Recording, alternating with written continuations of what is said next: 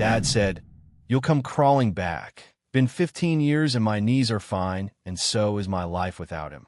The first thing I notice is that he's shorter.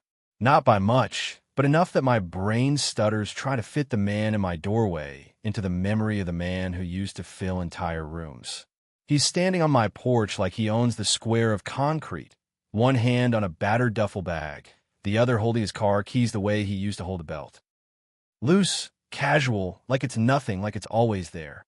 The porch light catches the gray in his hair and the deep lines around his mouth. He looks past me into my house without asking.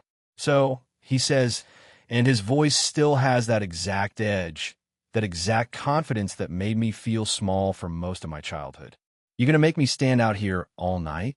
I don't move. I'm barefoot because I was about to start making pasta and I had flour on my hands and the radio playing low in the kitchen, and now my whole body has gone cold like someone opened a window in my chest.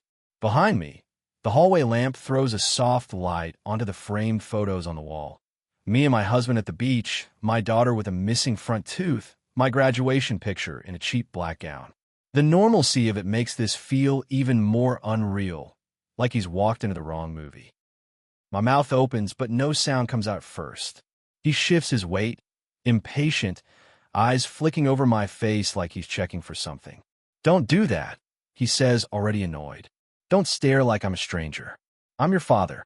And then, when I still don't step aside, he leans in slightly and lowers his voice as if we're sharing a private joke. "I told you you'd come crawling back. Guess I just didn't expect it to take 15 years. 15 years ago, I didn't crawl. I ran. I ran so hard that even now, standing in my own doorway with my own mortgage and my own locks and my own life, my legs feel like they want to move without me." I was 18, a week out from finishing school, and the fight started over something that sounds laughably small when I say it out loud. I wanted to go to a friend's birthday dinner. That was it. My friend's parents were picking us up. Her dad was driving. It was at a family restaurant. I had a curfew. I'd done my chores. My mom had actually said yes, quietly, in that way she did when she was trying to give me something without Dad noticing. And then Dad got home early, saw me in a dress, and his whole face changed. He didn't start by yelling. That's the part people don't always understand about him. Dad saved the yelling for when he wanted to win fast. He started with questions that weren't really questions. "Where are you going? Who's going to be there? Why do you need to be out at night?" He stood in the doorway of my bedroom while I stood in front of my mirror, trying to keep my hand from shaking as I put on mascara. My mother hovered in the hall like a ghost, silent, wringing a dish towel. When I said, "It's just dinner," Dad laughed, one sharp sound like I told a joke. "It's never just dinner," he said. "Girls like you don't just go to dinner." Then he called me ungrateful. Then he called me stupid. Then he said I was trying to act grown when I didn't know anything about the world. Then he said the line he used when he could feel me pulling away. "You think you can make it without me?" I said, "Yes." I don't even remember deciding to say it. It just came out of my mouth, simple and clear, and the room went silent like I'd thrown a glass at the wall. Dad stared at me. My mom made a small sound, like she'd been punched. Dad took a step forward. "Say that again," he said. His voice was quiet, but it was the kind of quiet that meant danger. I said it again anyway. "Yes, I can." He smiled. Not a happy smile. The kind of smile that says, "I can't wait to teach you a lesson." "Fine," he said. "Go ahead. Leave. See how long you last. You'll come crawling back. You'll be on your knees, begging. And when you do, I'll decide if you're worth letting back in this house." He said it like it was a promise he was excited to keep. The night I left, I didn't have a suitcase. I had my school backpack and a tote bag with my birth certificate in it because my best friend's mom, bless her, had told me quietly, "Get your documents. That matters." I had $53 in cash from babysitting and a cheap prepaid phone. I walked out the front door in that same dress and sneakers, and I remember the air outside being cool and smelling like wet grass. I remember my hands shaking so badly I could barely text my friend, "Can you come now?" I didn't turn back to look at the house because I knew if I saw my mom in the window, I'd go back inside. I knew if I heard Dad's voice again, I'd fold. My friend's parents took me in for 2 weeks. 2 weeks turned into a month. Then I got a job at a grocery store, stacking shelves on night shifts because they paid a tiny bit more. I finished school like a person underwater, doing assignments at the kitchen table while everyone else slept. I slept on a pull-out couch and folded my blankets in the morning so I didn't feel like I was taking up too much space. I learned how to ask for help in pieces because asking for help felt like proving dad right. I learned how to smile at strangers while my stomach twisted with fear that I was one bad week away from being homeless. Dad didn't call. Not once. Not to ask if I was safe. Not to ask if I'd eaten. Not to apologize. When my mom tried to sneak me a message through my aunt, it was always the same. Dad was waiting for me to come to my senses. He told anyone who would listen that I'd run off because I was wild and ungrateful, that I'd thrown away a good home, that I'd be back soon. For months, I lived with this constant hum of dread, like I'd open my eyes one morning and realize he was right and I couldn't do it. I kept expecting my legs to give out from exhaustion, expecting my pride to crack, expecting to wake up and suddenly miss him enough to go back. But the thing that surprised me was how quickly my body began to relax once I was out of that house. I didn't realize how tense I'd been until I wasn't. The first time I slept through the night without waking up to footsteps in the hallway, I cried into my pillow like a child. The first time I made a decision without asking permission. What to eat, when to shower, which movie to watch. I felt this weird lightness and then this anger, hot and sharp, because I realized how little freedom I'd had. The world was hard, yes. I worked too much. I ate cheap food. I wore the same 2 pairs of jeans until they thinned at the knees. But it was my heart. It wasn't fear dressed up as love. I went to community college because it was what I could afford. I took classes in the mornings and worked afternoons and nights. There were days I fell asleep with my face on a textbook and woke up with ink on my cheek. I learned what it felt like to be tired from effort instead of tired from surviving someone else's moods. When I met Sam, my now husband, it wasn't dramatic. It wasn't fireworks. It was just steady. He was the guy in my biology class who always had an extra pen and didn't make you feel stupid for asking questions. The first time he offered to drive me home, I panicked because being cared for made me suspicious. He didn't push. He just said, "Okay," and showed up again the next day like kindness was normal. When I told him about my dad, I watched his face carefully, waiting for the judgment. Waiting for the "but he's your family." Waiting for the "maybe you should give him another chance." Instead, he said, "That sounds terrifying." And then, "What do you need from me?" It was such a simple question that it made my eyes burn. I didn't know what I needed. I'd never been asked that before. I built a life in tiny, stubborn pieces. I got my certification, then another, then the job that finally gave me a steady schedule. We rented a small apartment with squeaky floors and a neighbor who played music too loud. We saved. We argued about silly things like whose turn it was to take out the trash. And every time we made up without yelling, without threats, without the feeling that love was conditional, a part of me healed in a way I didn't know was possible. When we bought this house, I stood in the empty living room and listened to how quiet it was. It felt like a blank page. Now I'm standing in that same house, and my father is on my porch like a stain that won't come out. "Why are you here?" I finally manage, and my voice sounds thin to my own ears. He rolls his eyes like I'm being dramatic. "What do you mean, why am I here?" "I'm here because it's been long enough. You made your point." He says it like the last 15 years have been a tantrum I threw to inconvenience him.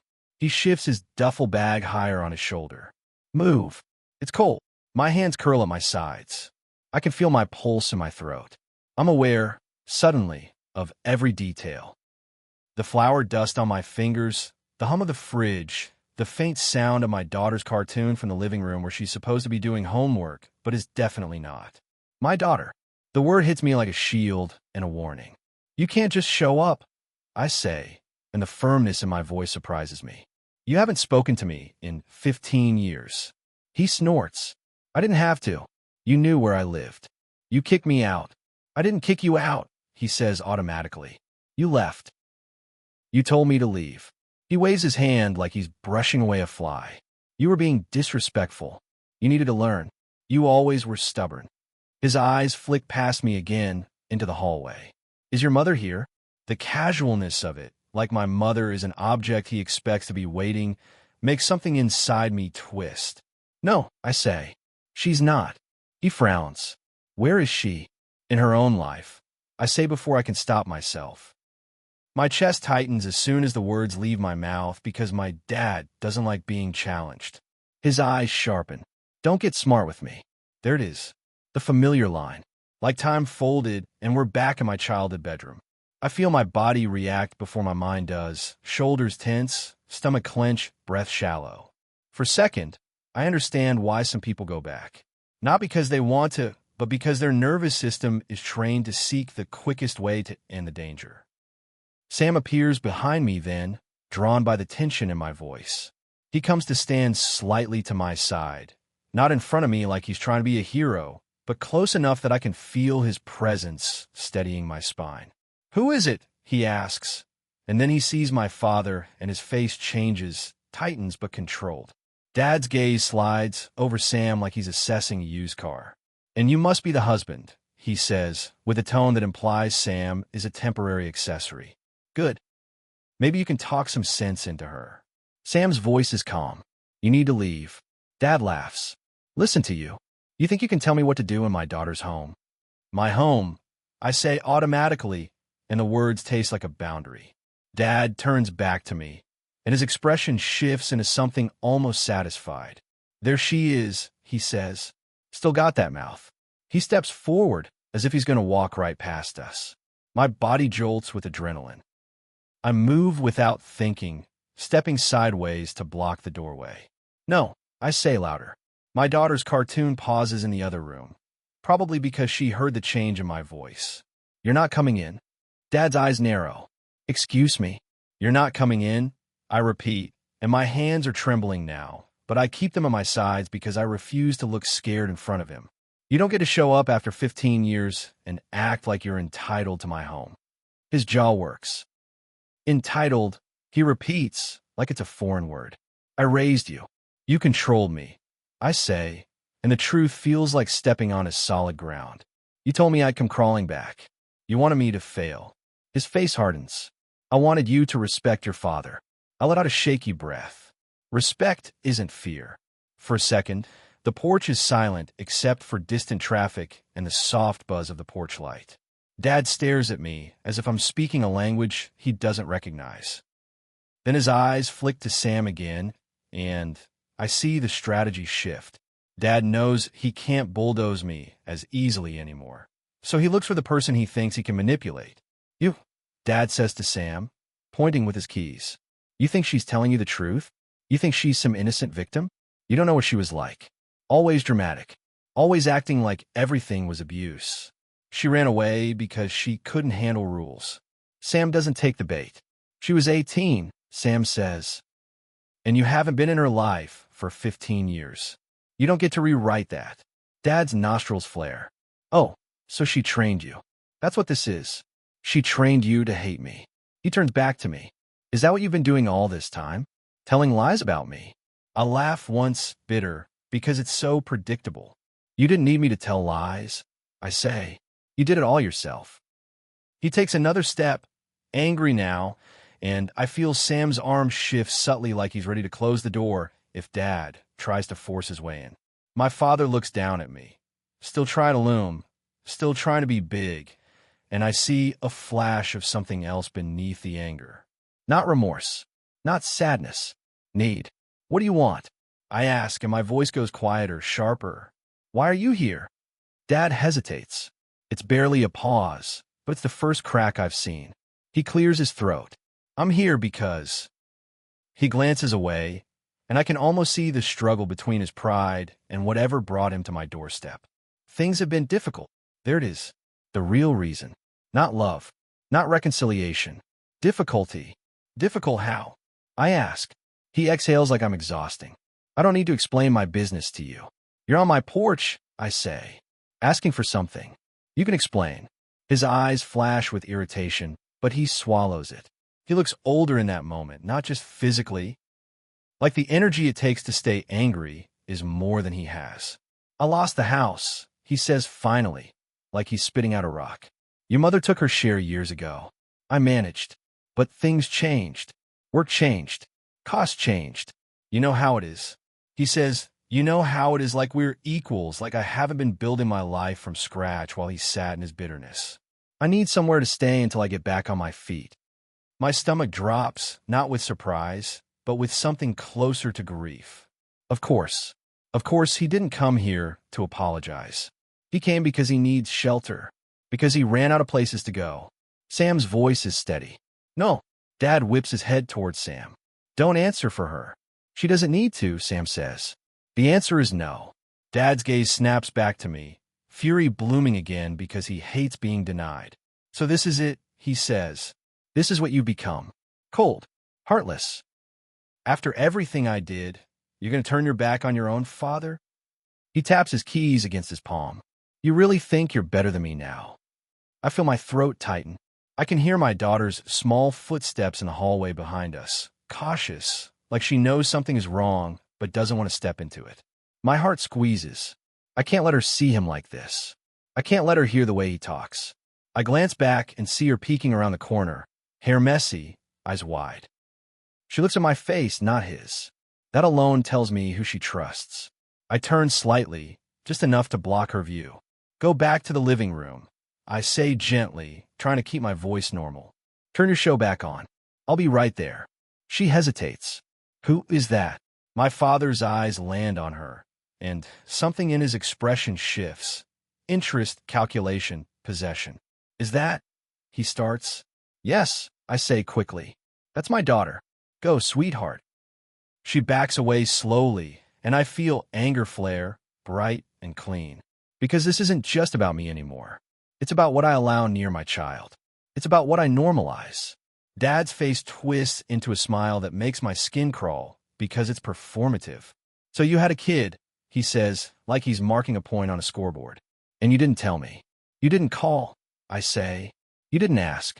You didn't care. He scoffs. I have my pride. I stare at him. Your pride mattered more than your daughter. His jaw tightens. You're being dramatic again. I feel my hands curl into fists. I can taste the metallic edge of adrenaline. You said I'd come crawling back, I say, and my voice shakes, but this time it's with rage. Do you know what I did instead? I worked. I studied. I built a life. I paid rent. I cried in strangers' bathrooms because I didn't have anyone to call. I ate noodles for weeks. I learned how to be an adult without a safety net. I did it all without you. I swallow hard. And you know what the worst part is? I kept thinking you'd show up because you missed me, not because you needed a bed. His expression flickers, something like discomfort, and then his face hardens again like he's slamming a door inside himself. So you're going to punish me forever, he says. That's what this is. Revenge. It's not revenge, I say. It's boundaries. He laughs harsh. Boundaries. Another therapy word. His eyes cut to the inside of my house again, to the warmth, the light, the pictures. You got a nice place. You got a husband. You got a kid. So you can afford to help. You're just choosing not to because you want me to suffer. I blink, and for a moment I'm genuinely stunned by the audacity. He truly thinks my life is something he's owed access to. Like I built all this as a stage for him to step into whenever he felt like it. You wanted me to suffer, I say quietly. 15 years ago, you wanted me on my knees. You told me you'd decide if I was worth letting back. I lift my chin. Now you're here, and you want me to let you in like nothing happened. His face flushes red. That was discipline. That was cruelty, I say. He steps closer again, and Sam shifts forward this time, voice firm. You need to leave, Sam repeats. Now. Dad points at Sam, shaking with anger. You, he snarls. You think you're some hero. You don't know what it's like to raise a daughter who thinks she can do whatever she wants. Some Isgul clinches. You didn't raise her, he says. You controlled her. Dad's eyes snap back to me, and I can see him searching for the old buttons to press. Fear, guilt, obligation. You're going to regret this, he says, and his voice drops into that familiar threat. One day you'll need me. One day you'll realize you can't do it without family. And when that day comes, don't you dare show up at my door. A laugh escapes me, small and incredulous, and it surprises me because I don't usually laugh when I'm terrified.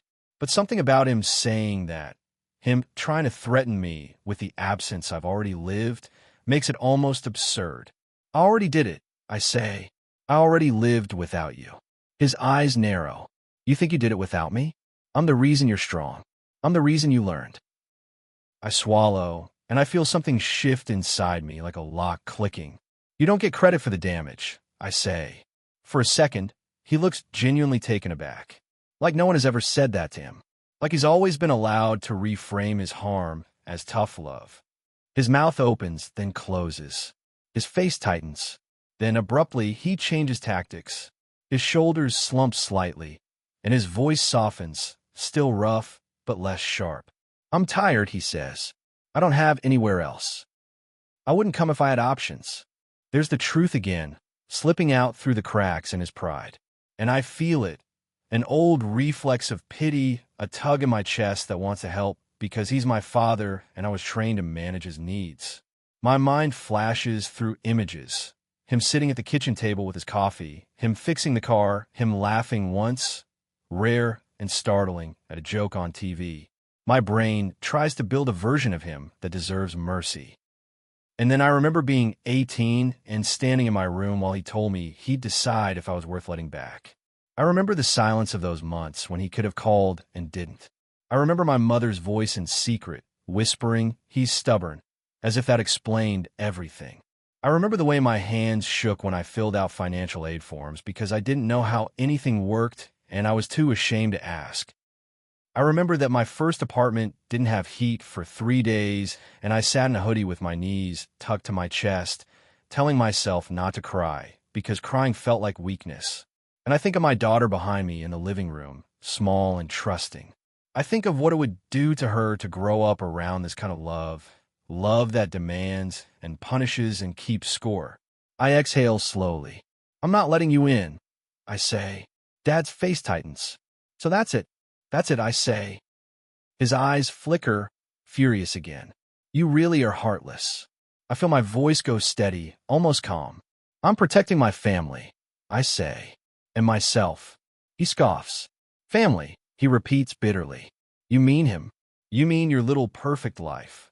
He adjusts the duffel bag on his shoulder like he's preparing to leave, but he's still not moving, like he's waiting for me to break. You'll regret it, he says again, quieter now. You'll miss me when I'm gone. I missed you when you were alive and chose not to be in my life, I say, and the honesty of it makes my throat burn. I missed a father who didn't exist. For a second, his face looks almost blank, like he doesn't know what to do with that. Then his lips curl. Always the victim, he mutters. Sam's hand touches my back lightly, grounding. Go, Sam says, and there's no anger in it now, just finality. Dad's eyes cut to Sam, then back to me. He takes a step down off the porch. Fine, he says loudly, as if he's performing for an audience that isn't there. Fine, you made your choice. He points at me with his keys like he's pronouncing judgment. Don't come asking me for anything. Don't call me. Don't. I haven't, I say quietly. For 15 years. That stops him. He freezes on the step. His shoulders stiffen. I don't know what I expect. An apology? A crack? A moment of humanity. But he just turns his head slightly, like he's looking at the street, and I can see his jaw working. Then he huffs out a breath like a laugh, without humor. You think you've won, he says. You think this is some big moment. It is for me, I say, and my voice is softer now. Not for him, but for myself. Because I didn't crawl. I didn't beg. I built a life. And you don't get to walk into it and make it ugly. He stares at me for one long second, and I see it. The stubbornness, the pride, the inability to bend. The same wall that kept him from calling me when I left. The same wall that probably broke his marriage. The same wall that will keep breaking things until there's nothing left. Then he turns and walks down my driveway, duffel bag swinging at his side, shoulders rigid. He doesn't look back. He gets in his car and slams the door hard enough that the sound echoes. The engine starts. The headlights sweep across my lawn, my mailbox, the little garden Sam and I planted last spring. And then he's gone, taillights shrinking into the dark. I stand there for a moment with the door open, letting the cold air hit my face because it feels like proof I'm awake. My hands are still shaking. My chest feels tight, like I've been holding my breath for 15 years, and only now realized it. Sam closes the door gently and locks it, the click loud in the quiet. He looks at me carefully. "You okay?" he asks, like he's asking about a wound. I swallow and my throat aches. "I don't know," I say honestly. "I feel sick." And also, I search for the word, and my eyes sting. Relieved, my daughter appears at the end of the hallway again, bolder now that the thread is gone. "Mom," she says, small voice. "Who was that?" I crouch down, so I'm at her level. I can still feel my heartbeat in my fingertips. "That was my dad," I say. The word feels strange in my mouth, like it doesn't fit him anymore. Her brows knit. "Your dad?" "Like Grandpa." I hesitate. We've always called Sam's parents Grandma and Grandpa, because that's what they are: warm, present, loving. This man on the porch doesn't match that word. "Yes," I say carefully, "but he's not someone we see."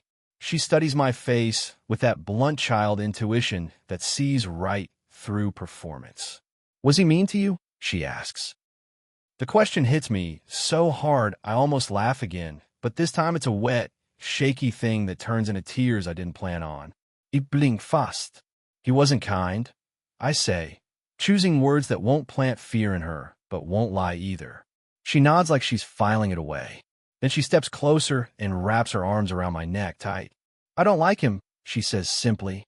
I hold her, and I feel something in my chest loosen. "You don't have to," I whisper in her hair. That night, after she's asleep and the dishes are done and the pasta has gone cold and been reheated and eaten in silence, I sit on the couch with Sam and stare at the wall. My mind keeps replaying my father's face, his voice, the way my body reacted like it was still 19 and trapped. Sam's hand rests on my knee, steady. "Do you want to call your mom?" he asks gently. My mother and I have had a complicated relationship since I left. She didn't leave with me. She stayed. She tried to be both my mother and my father's peacekeeper, and it tore her in half. She did eventually divorce him, years after I left, when the house became too quiet and his anger had nowhere to go but her. We repaired things slowly. Phone calls, careful visits, long pauses. She never pushed me to reconcile with Dad, but she also never fully admitted what he was, like saying it out loud would make it too real. "I don't know," I say. My voice is tired. I don't even know if she knows he came. Sam nods. "You don't have to do anything tonight," he says. I sit there for a long time, listening to the house. This house that is safe. This house where love doesn't come with threats. I think about the version of me my father expected. On my knees, begging, crawling back. I think about how he walked up to my porch like time hadn't passed, like I'd been frozen in place waiting for him. And I think about how, even with my hands shaking, I said no. Later, when I finally go to bed, I catch sight of myself in the mirror in the hallway. My hair is messy, my face tired, my eyes red. I don't look triumphant. I look like someone who just did something hard. I press my palm against the bathroom sink and take a slow breath, feeling the ache in my shoulders, the tension slowly uncoiling. He said I'd come crawling back. It's been 15 years. My knees are fine, and so is my life without him. And for the first time, I don't just know that like a fact. I feel it like a truth I earned.